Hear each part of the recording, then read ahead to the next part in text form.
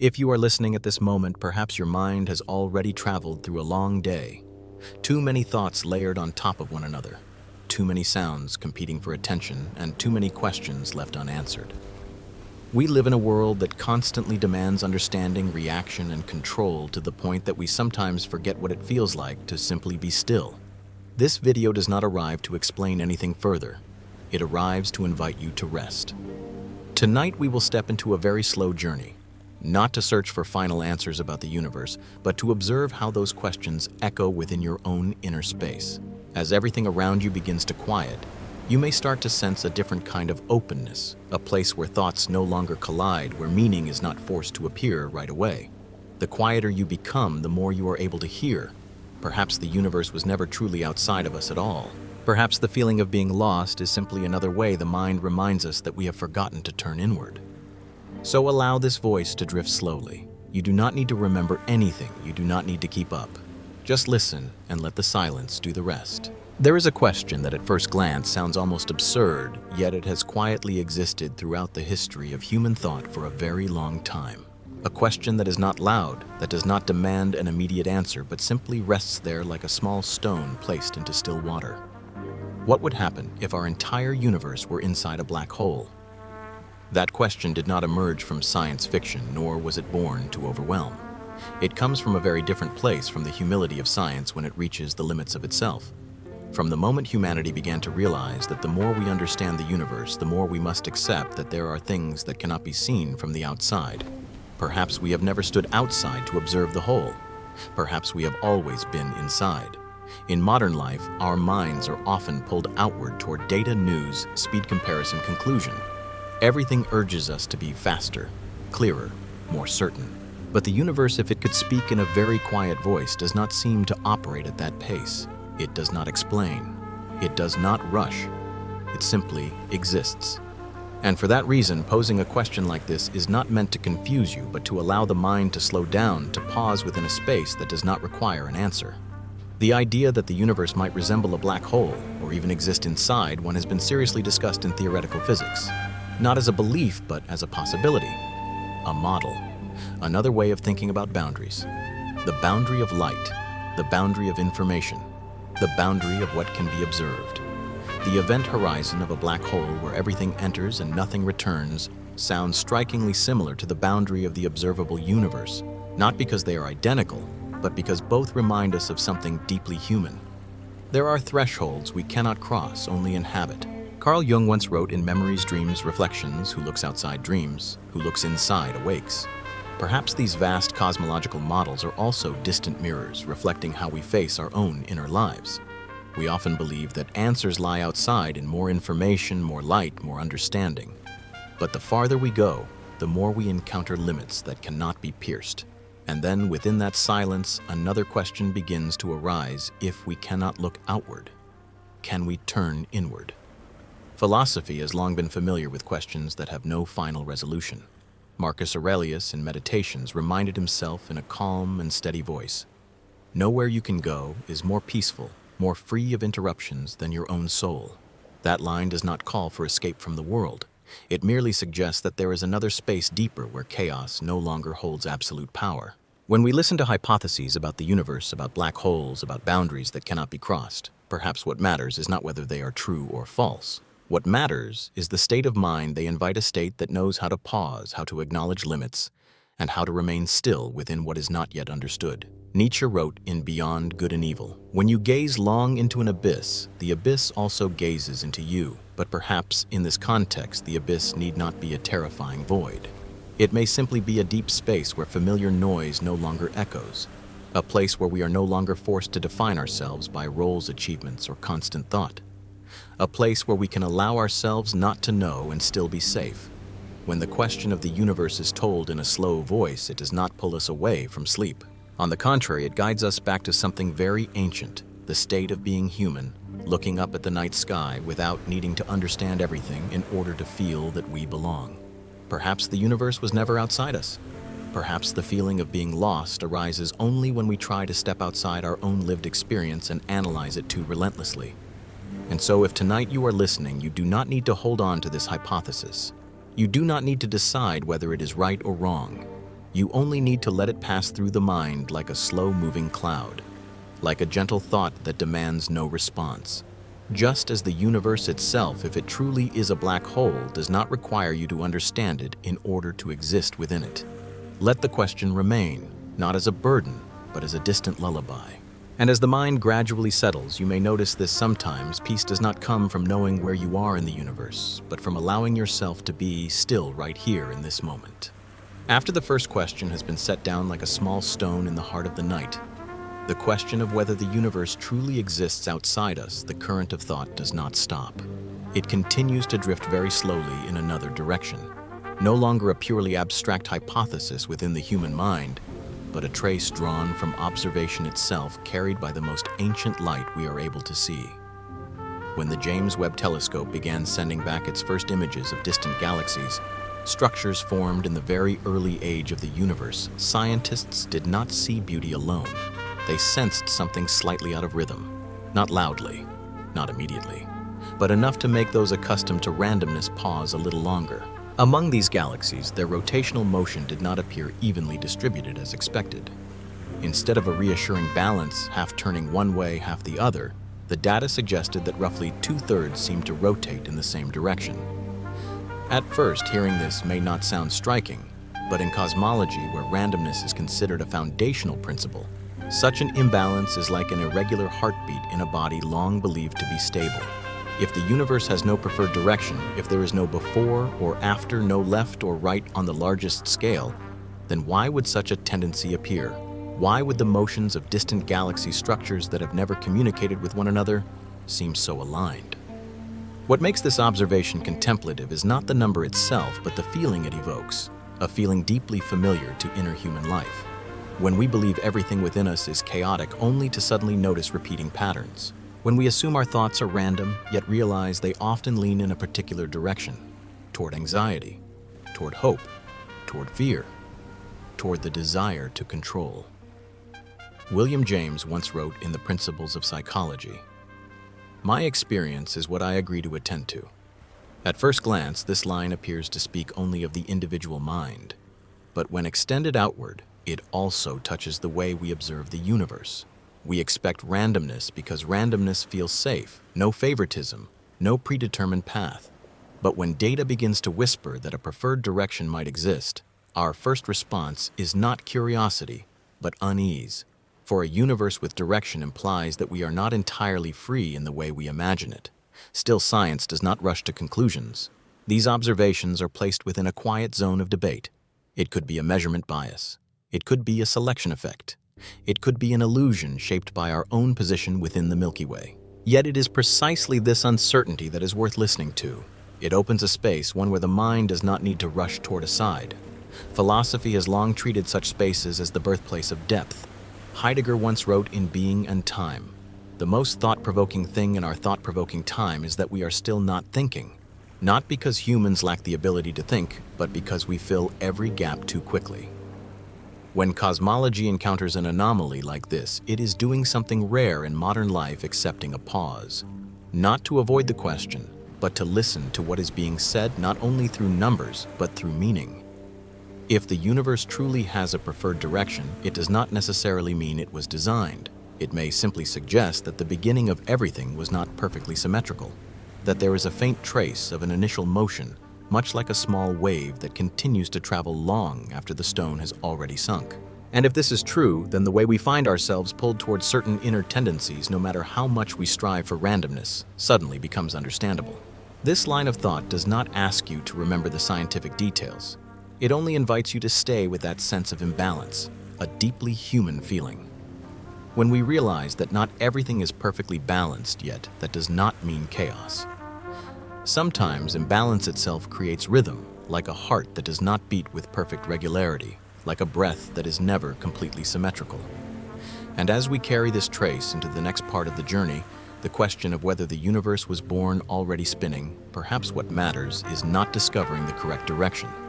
Perhaps it is allowing ourselves to recognize that both in the universe and in the mind, silence contains far more information than we expect. If you feel your eyelids growing heavy as you listen, it does not mean you are missing anything. It may mean you are touching the very state in which these questions are born. a state that does not require full alertness, only enough stillness to keep drifting. From the faint trace left by distant galaxies, the subtle irregularity in their rotation, the stream of thought cannot help but drift a little farther. Not toward affirmation, but toward possibility. A hypothesis that sounds almost too vast to grasp, yet is spoken in science with an unusually quiet voice. What if the universe was born already spinning? This idea is not meant to overwhelm. It does not arrive as a declaration. It simply stands there very still, much like the way deep questions tend to surface in the quietest moments of inner life. If the universe carried angular momentum from the very beginning, then the directional bias we observe today would no longer be an anomaly. It would merely be a distant echo of an original motion still unfolding so slowly that we have only just begun to notice it. In physics, nearly all black holes rotate. Not because they choose to, but because rotation is a natural consequence of collapse and the conservation of angular momentum. When matter contracts, motion does not disappear, it concentrates. And if the universe in some models can be viewed as a structure analogous to a black hole, then the idea that it carried motion from its origin no longer feels foreign.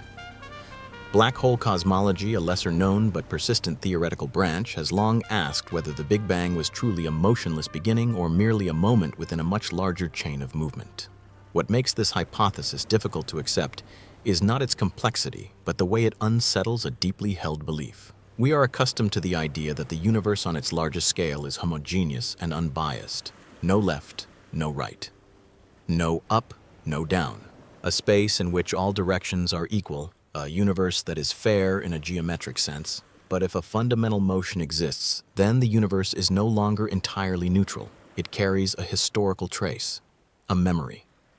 And the notion of memory, strangely enough, is not unfamiliar to human inner life. We often believe that each day begins as a blank page, yet the longer we live, the more we realize that certain tendencies within us are not random at all. There are repeated reactions, familiar emotional leanings, thoughts that return again and again, as if the mind itself carries its own angular momentum formed very early from things we no longer clearly remember. Spinoza once wrote in Ethics, "The human mind is part of the infinite intellect of God." If we replace the word God with nature, as he often implied, the line evokes a deeply peaceful image. The human mind does not stand apart from the motion of the universe.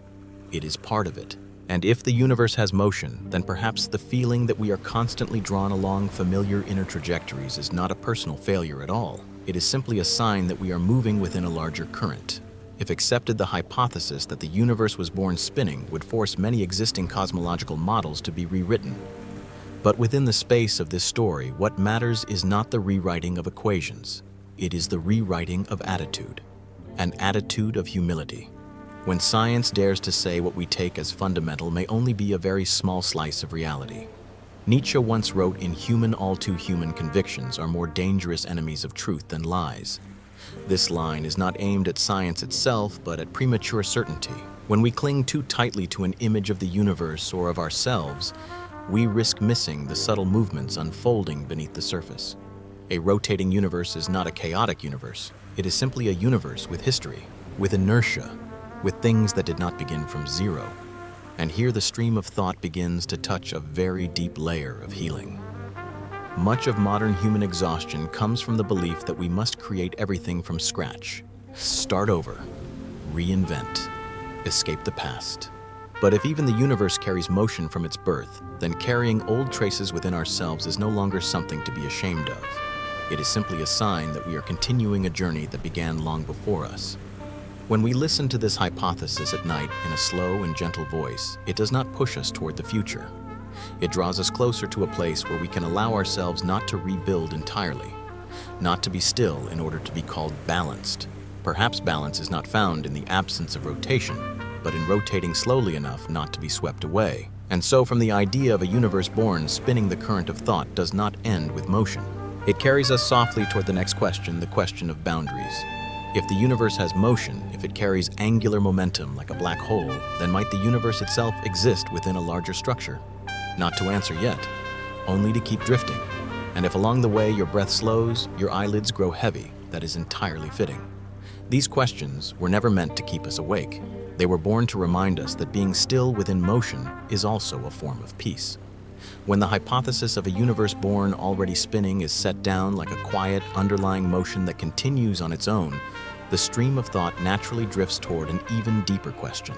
No longer how the universe moves, but where the universe is. Where in the most primordial sense. Not coordinates, not maps, but the existential position of everything we can see, measure, and name as reality. And it is here that an idea both simple and unsettling emerges. What if our universe exists inside a black hole? To approach this question, we do not need equations or diagrams, only a very slow image. A black hole, in its simplest understanding, is not a hole that devours everything in the universe. It is a region of space with a very precise boundary, the event horizon. Once that boundary is crossed, no signal can return. No light, no information, no message, no trace. Not because there is a physical wall, but because the structure of space-time itself no longer allows a way back.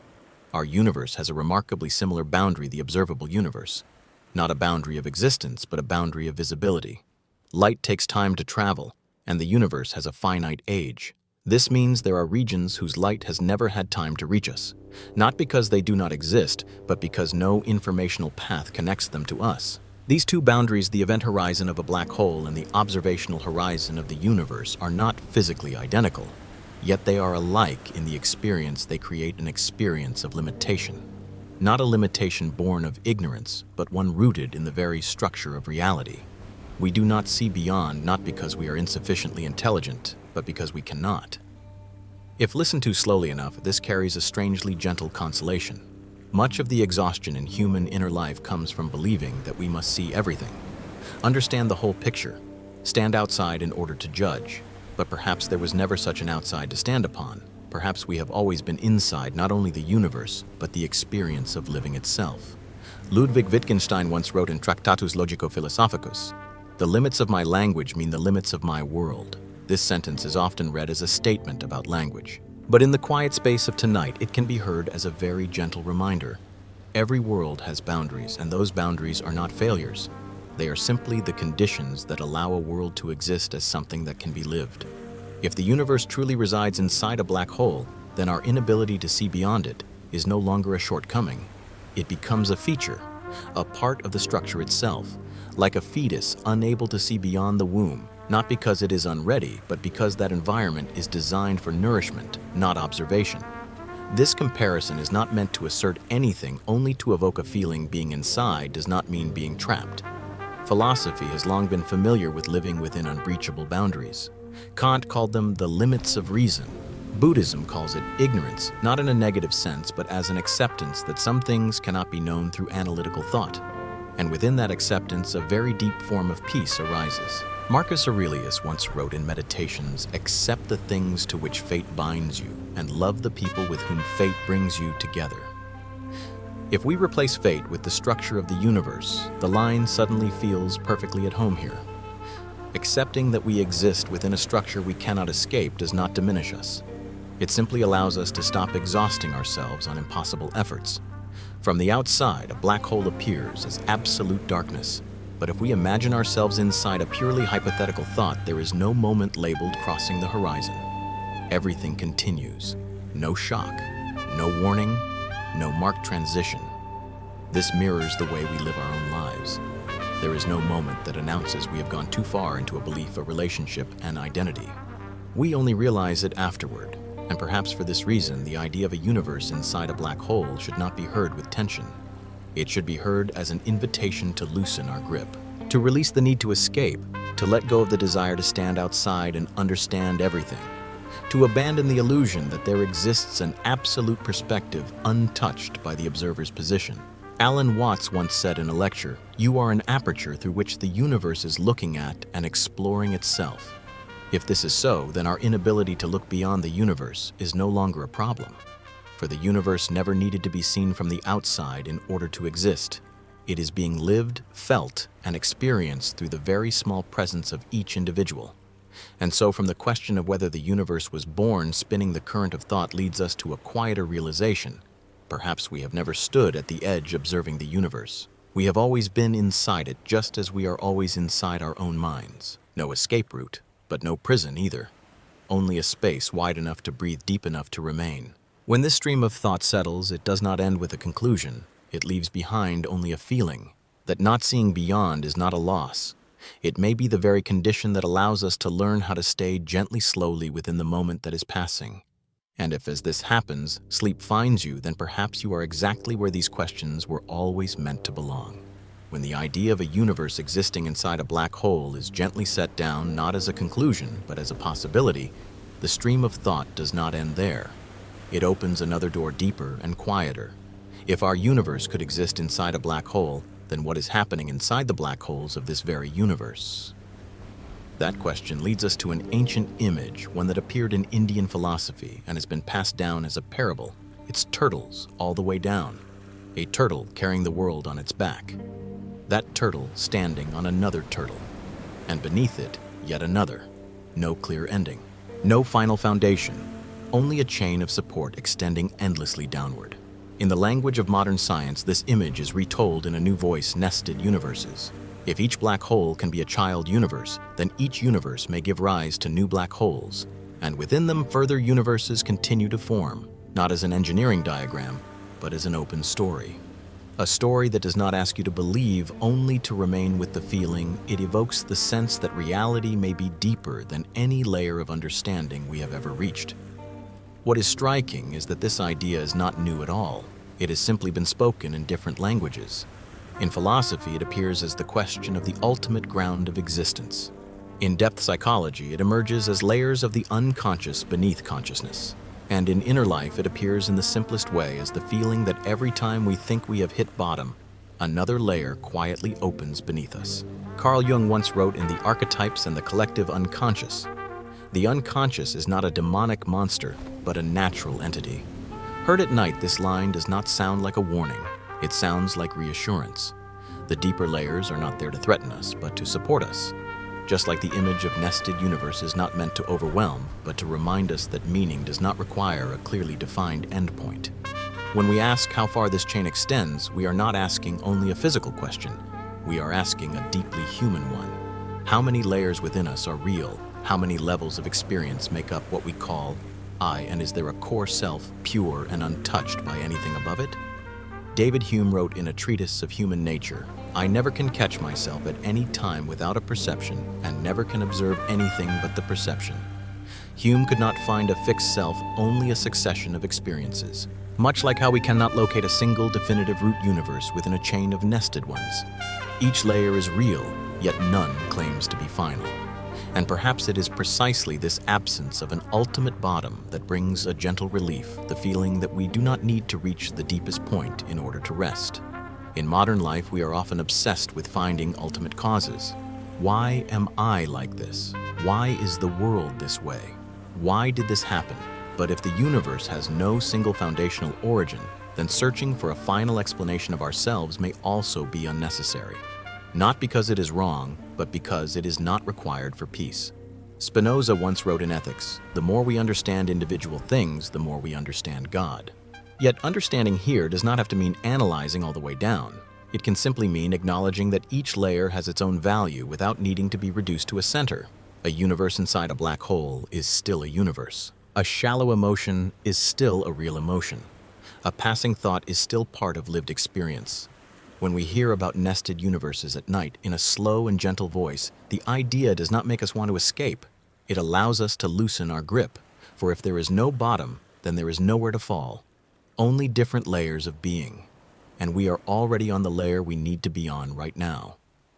From here, the stream of thought flows naturally toward another question. If there is no clearly defined root universe, if everything arises from a continuing chain of becoming, then was the Big Bang truly an absolute beginning, or was it simply a doorway between two deeper layers of reality? That question does not need an immediate answer. It only needs to be set down very gently, like another small stone in still water, to let the ripples spread slowly. And if in that moment you feel no further need to understand, no urge to go deeper, that does not mean you are missing anything. Perhaps you are touching the true spirit of this story, being allowed to stop within a bottomless reality and still feel safe. Let the turtles continue to carry one another somewhere far away, and here you may simply breathe a little more slowly. For sometimes the most healing realization does not come from finding the ultimate foundation of the universe, but from recognizing that you do not need to stand on any absolute ground in order to rest through the night. From the image of nested universes like turtles carrying turtles in a story without a bottom, the stream of thought continues to drift very slowly toward a point humans have long called the beginning, the Big Bang. Two words that sound like an explosion, an absolute moment, a 0 point from which everything emerged out of nothing. And yet if we listen long enough, quietly enough, another question begins to surface, not loudly, but gently. What if the Big Bang was not the beginning? In some modern physical models, especially those connected to black holes and quantum gravity, the Big Bang is no longer seen as a moment of creation, but as a bounce, a reversal. Before it, there was not emptiness, but collapse, matter contracting, density increasing, time slowing down. And then instead of falling into a meaningless singularity, everything rebounds, expands like a deep breath taken after holding one for far too long. Stripped of equations, this image feels remarkably close to human experience. We often believe we are starting over, a new decision, a new phase, a personal Big Bang. But when we look more closely, we rarely begin from nothing. We rise from what has contracted, from heavy periods, from moments of collapse we once thought had reached the bottom. The traditional Big Bang tells a clean story from a hot, dense, uniform state. The universe expands, cools, and forms all structure. It is elegant, coherent, and reassuring, a story that allows us to feel we understand where everything came from. But the bounce model tells a different story. It does not reject the Big Bang. It places it in the middle, between a before and an after, between contraction and expansion, between two beats of the same motion.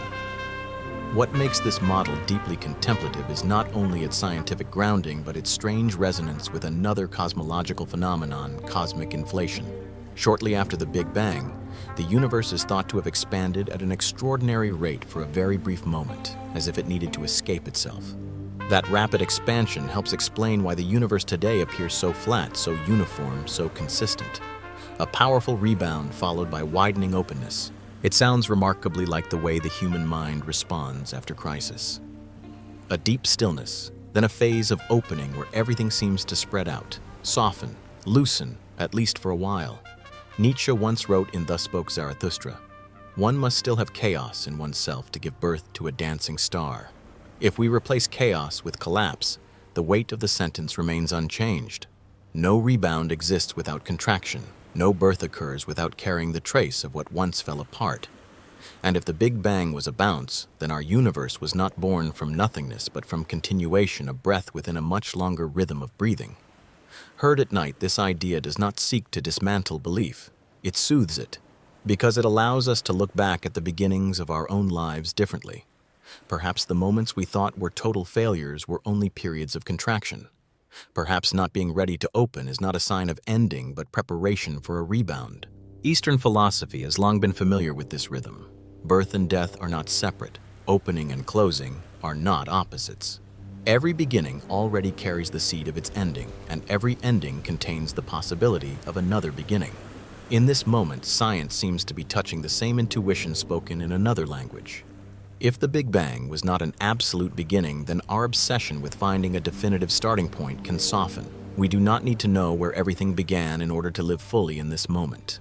The universe does not require us to understand its entire history to exist within it. And life does not require us to explain every cause in order to rest. As this stream of thought passes through your mind, allow it to do what it does best, not conclude. It does not come to replace the Big Bang with another story.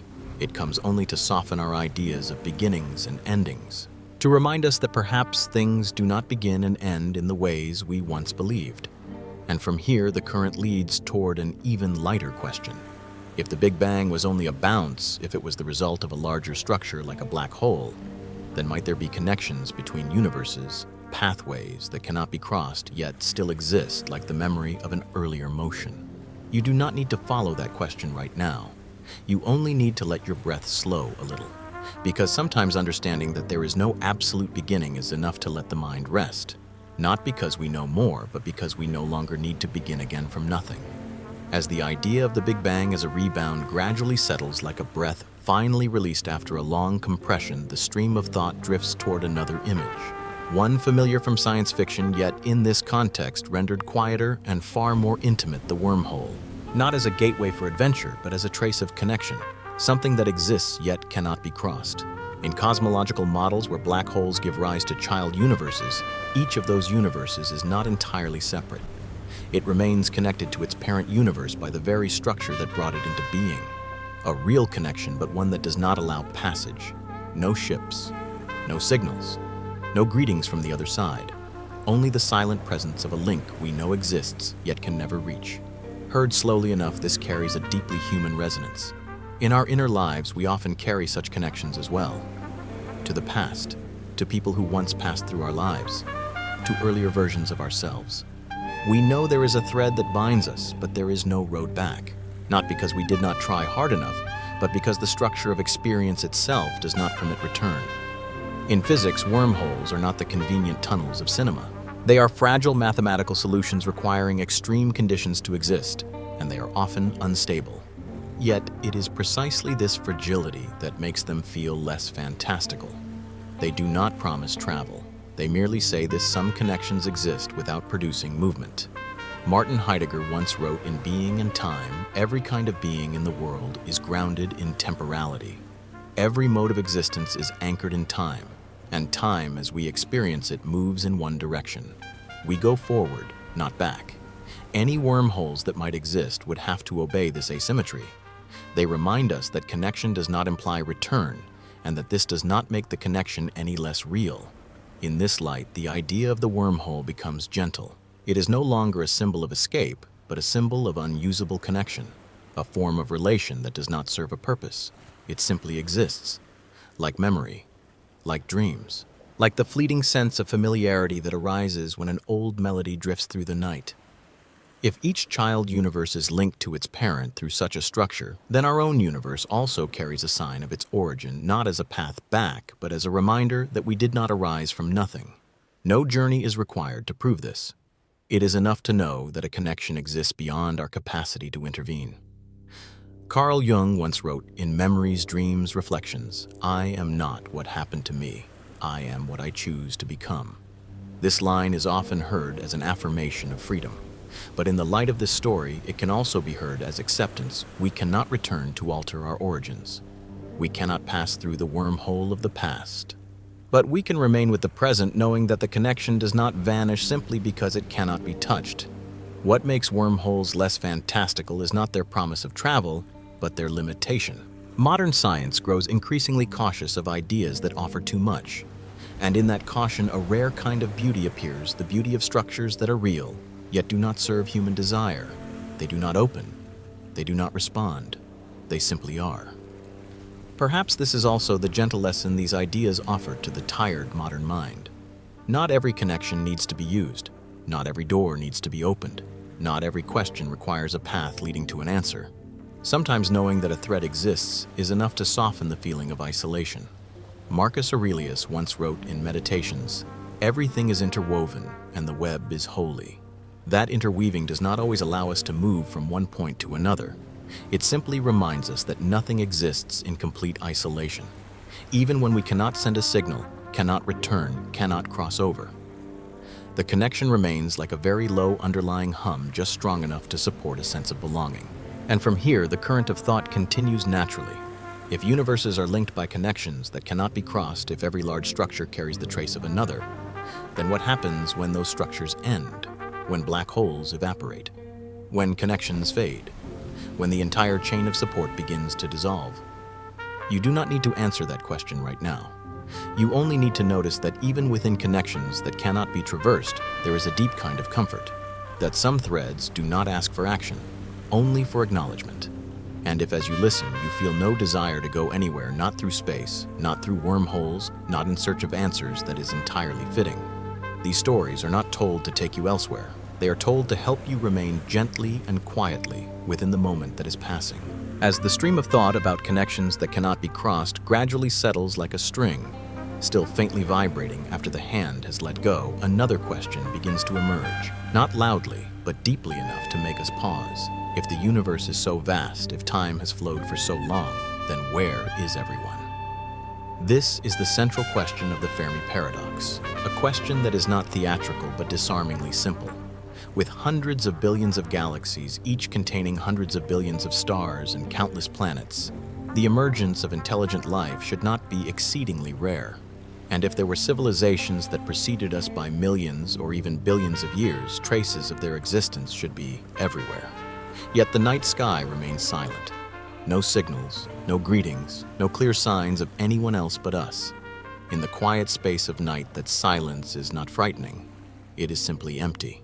And within that emptiness, a bold hypothesis is whispered. What if advanced civilizations do not disappear, but instead leave? Not leave in the sense of traveling between stars, but leave this universe itself. If black holes can indeed give birth to child universes, if the structure of reality allows for a new form of cosmic residency, then the idea of a super-advanced civilization creating artificial black holes no longer belongs entirely to science fiction.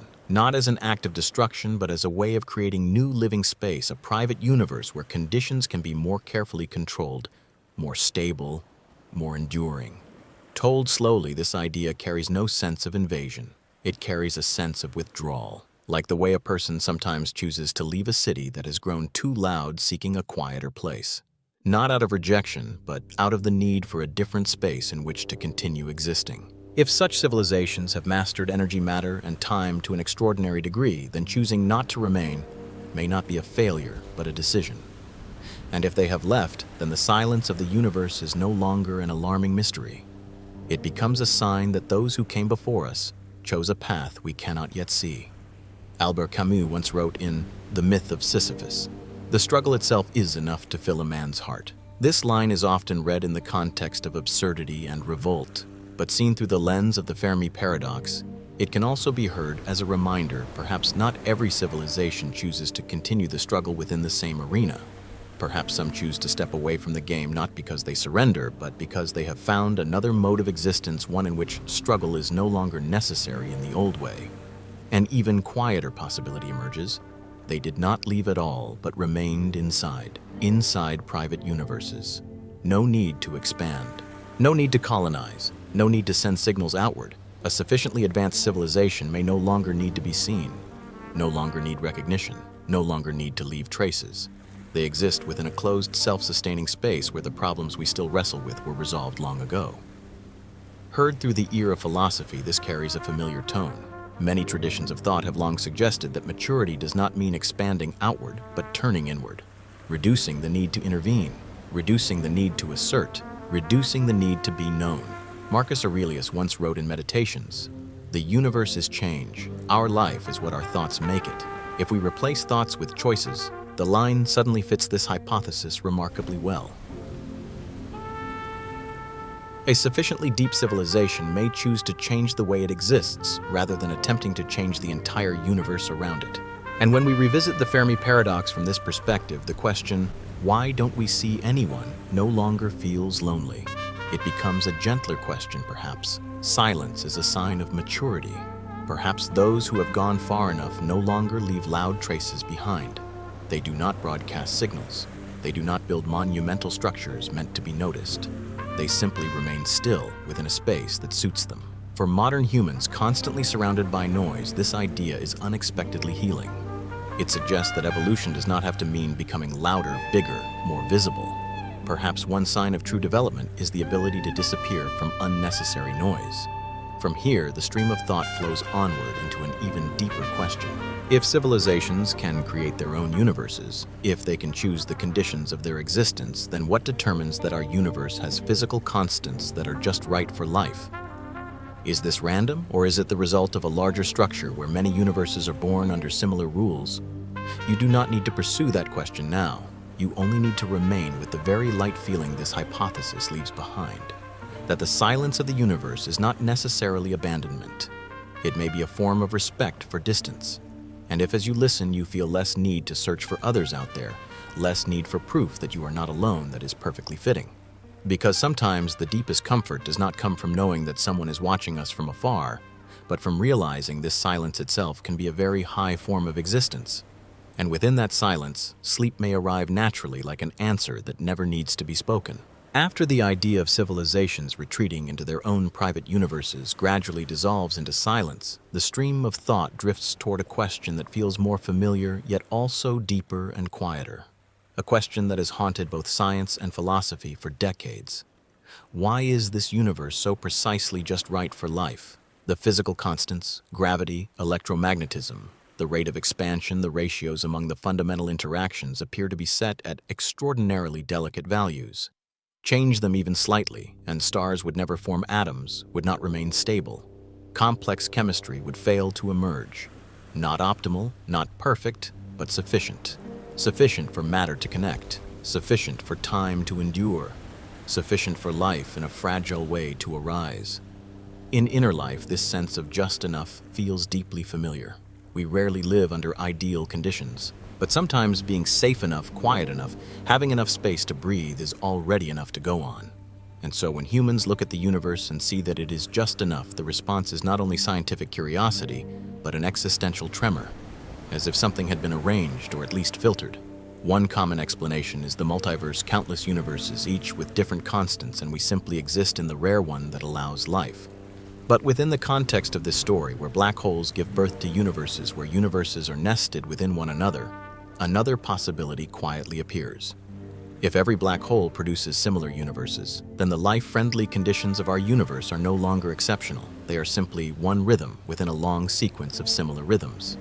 If this is so, then fine-tuning is no longer a deliberate choice but a structural consequence. Much like an apple tree does not choose to produce apples, it merely does what its structure allows. And if all universes born from black holes carry closely related laws, then life may emerge in many places, not because it is favored, but because the underlying conditions are already prepared. Yet there is another possibility quieter still and more unsettling. If super-advanced civilizations can create artificial black holes, if they can generate child universes with controlled parameters, then the question, why is this universe just right, can be heard in a different way. Not as evidence of religious design, but as a distant trace of technical intention, not for worship, but for long-term survival. Told slowly, this idea carries no sense of threat. It does not say that we are products. It merely raises the possibility that our universe is not purely random. And if that is so, it does not make life less meaningful. It softens the question of meaning. Because if we are not the center, then we are also not burdened with the weight of ultimate purpose. Baruch Spinoza once wrote in Ethics, "Nature does not act with an end in view. Nature does not act for a purpose. And if our universe arose as a consequence of other structures, then it does not need an intention in order to be livable. It only needs to exist as it exists. And life, as a fragile consequence, finds its own way within it." What makes the fine-tuning problem healing when heard at night is not the answer, but the release from the need to be special. Much of human pressure comes from believing that we must have a unique role, a grand mission, a cosmic justification for our existence. But if life arises because conditions are merely just enough, then our being here requires no magnificent defense at all. Albert Einstein once said, "The most incomprehensible thing about the universe is that it is comprehensible." This does not claim that the universe was designed for us. It simply notes that we can understand part of it, and perhaps our ability to live within it is similar, not because it was made for us, but because we happen to fit. When we ask whether our universe might be artificial, what matters is not answering yes or no. What matters is recognizing that whatever the answer may be, lived experience still unfolds in this moment, this breath, this body, this night. The universe does not need to be purely random or perfectly designed in order to allow us to rest. And from here, the current of thought begins to slow. After passing through possibilities of structure and tension and deep layers of reality, a very gentle doubt emerges. What if all these clues are illusions?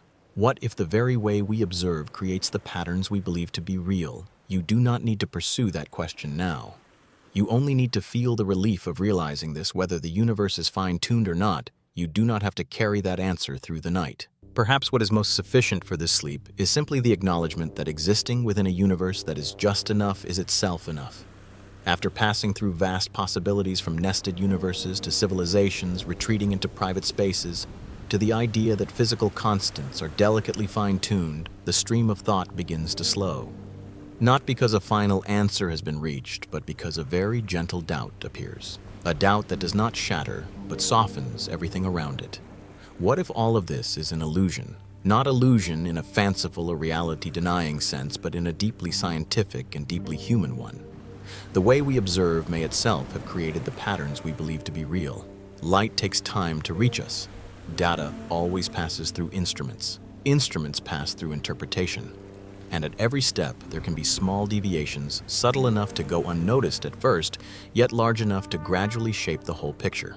In science, this is not something shameful. It is part of the process.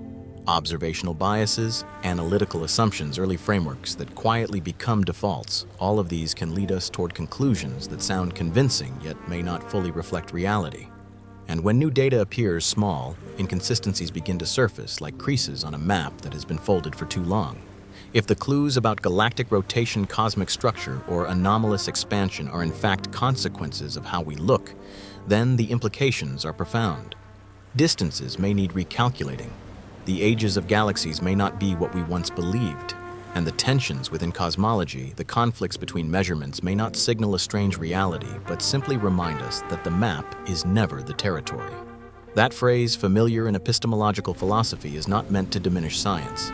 It only reminds us that all knowledge comes with a point of view. And every point of view has limits.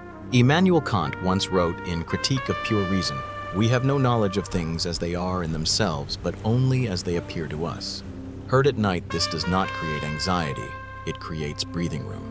For if reality always passes through our way of seeing, then not understanding everything is no longer a personal or scientific failure. It is simply a natural condition of being human. And science, in its deepest beauty, does not promise absolute certainty. It promises the capacity for self-correction. What matters is this science is still testing. None of the hypotheses we have encountered are placed upon a throne. All of them remain in waiting. Waiting for more data, waiting for more light, waiting for more time.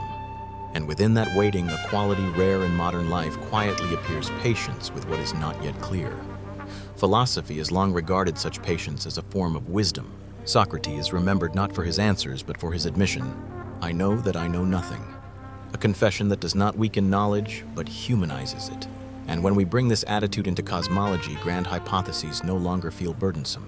They become open stories, possibly true, possibly false, yet all worthy of being heard. In inner life, this carries a deeply healing power. Much of human exhaustion comes from believing we must hold a complete picture of the world, of ourselves, of the future. But if even the universe, with all of humanity's data and intelligence, is still understood provisionally, then living with unaligned pieces no longer feels alarming. Perhaps the patterns we see in our own lives, recurring stories, seemingly fixed fates, are also products of how we observe ourselves. And like science, the mind too can recalibrate if we give it enough time and enough quiet. When the idea that everything may be an illusion is spoken in a slow voice, it does not dismantle belief. It simply loosens its rigidity. It says you do not need to cling tightly to any model of the universe or of yourself in order to be safe. Safety does not come from absolute certainty. It comes from the ability to release gently when needed. From here, the stream of thought begins to turn toward the final part of the journey. After all the hypotheses, structures, possibilities, and doubts, a very quiet question appears. No longer about how the universe works, but about what happens when everything fades. When black holes evaporate, when large structures slowly dissolve. You do not need to follow that question now. Perhaps the most important thing this part offers is a very light feeling you do not need to know anything for certain in order to rest. Science continues to test. Reality remains open. And within that openness, you may allow yourself to pause, breathe more slowly, and let sleep arrive not as an escape, but as a gentle way of living alongside the unknown. After passing through vast possibilities and even the gentlest of doubts, the stream of thought now slows naturally, as if it too knows that this is not the moment to go any farther. Not because ideas have been exhausted, but because it has reached the final question, a question that no longer invites analysis, but invites silence. What happens when a black hole evaporates?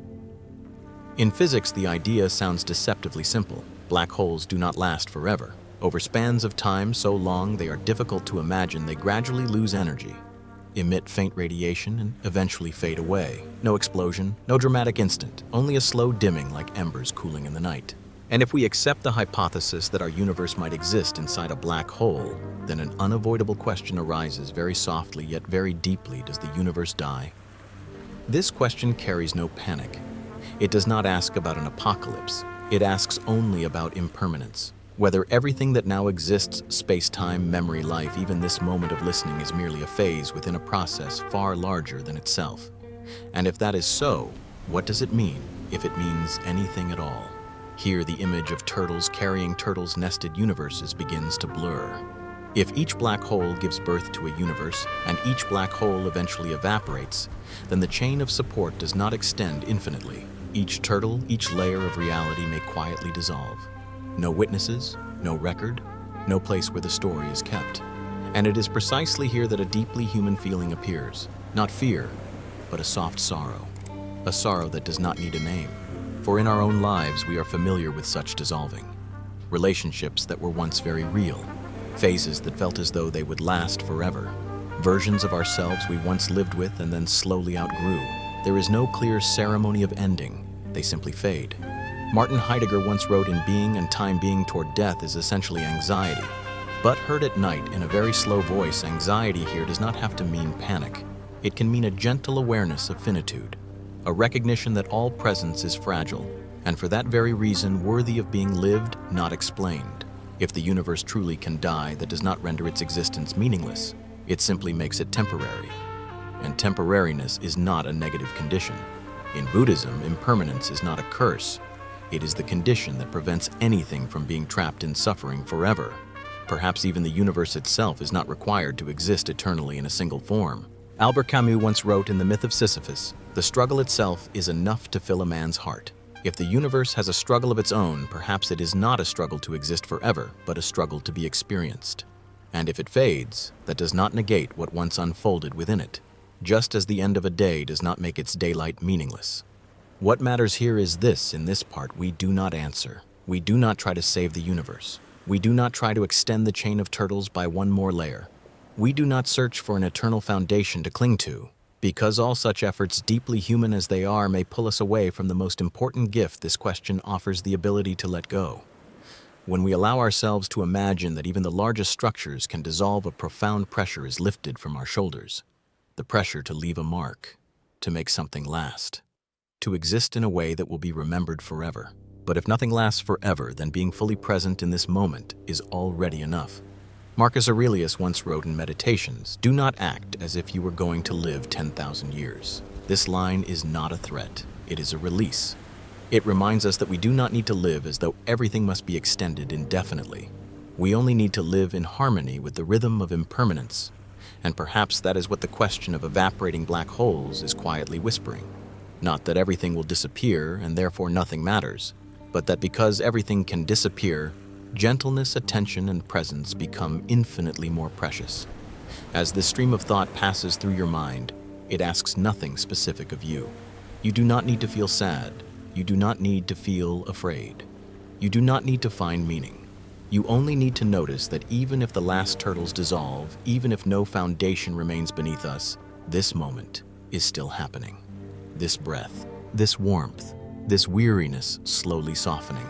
And from here, there are no more questions to open, only a wide silence, wide enough that you need not carry any thought with you, deep enough that everything may settle without conclusion. If sleep arrives now, it is not an escape from the final question. It is a gentle way of accepting that not everything needs an answer in order to be at peace.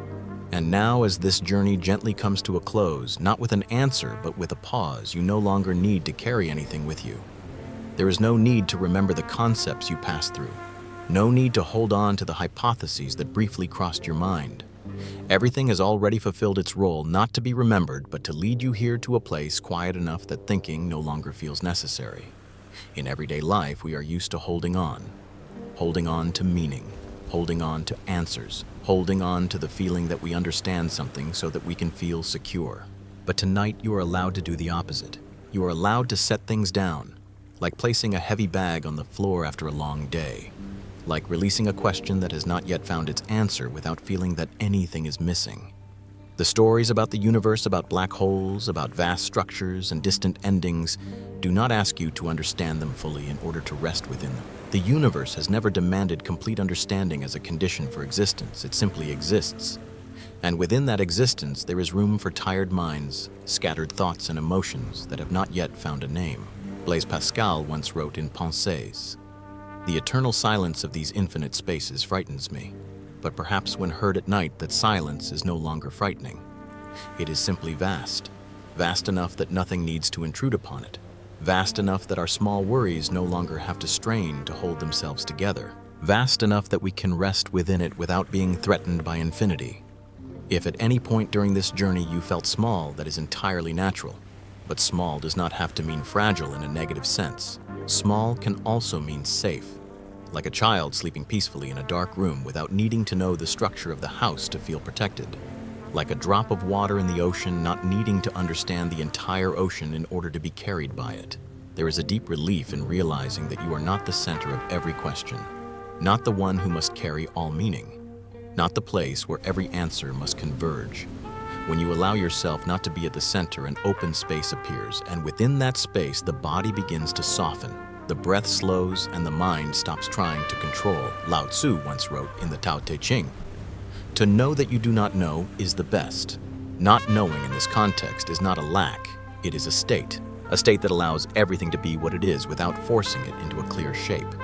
And sleep, after all, is also a very gentle form of not knowing, where consciousness steps back for a while, allowing the deeper part of you to rest. You do not need to hold on to any images. You do not need to follow the thread of thought any further. If a thought still lingers, you do not need to push it away. You can let it drift past like a thin cloud crossing the night sky. No grasping, no resistance, just letting it dissolve on its own. Marcus Aurelius once reminded himself, "A meditation's nowhere you can go is more peaceful, more free of interruptions than your own soul." Perhaps the quietest place is not found in the final answers of cosmology, but in the moment you allow yourself to stop searching, to stop fitting the pieces together, to stop asking whether you have understood enough. Right now, you do not need to understand anything more in order to rest. Let your body grow heavier. Let your breath find its familiar steady rhythm again. No adjustment needed, no effort required. Simply allow everything to unfold in its own way. If sleep comes quickly, that does not mean you have missed anything. It is a sign that the mind has received what it needed permission to let go. And if sleep does not arrive right away, that is perfectly fine as well. There is no goal to reach, no deadline to meet. You are simply here within a universe that has no complete answer, and that does not make you less safe. On the contrary, it may be what allows you to be yourself without needing to be perfect, without needing to be certain. As this voice gradually fades, you do not need to carry it into your dreams. You can leave it behind like a path that has been walked far enough. The rest of the night needs no guidance. It knows how to complete itself. And in this quiet space, there is no conclusion offered, no final punctuation, only a very gentle peace opening up wide enough for you to rest deep enough that you no longer need to ask anything at all.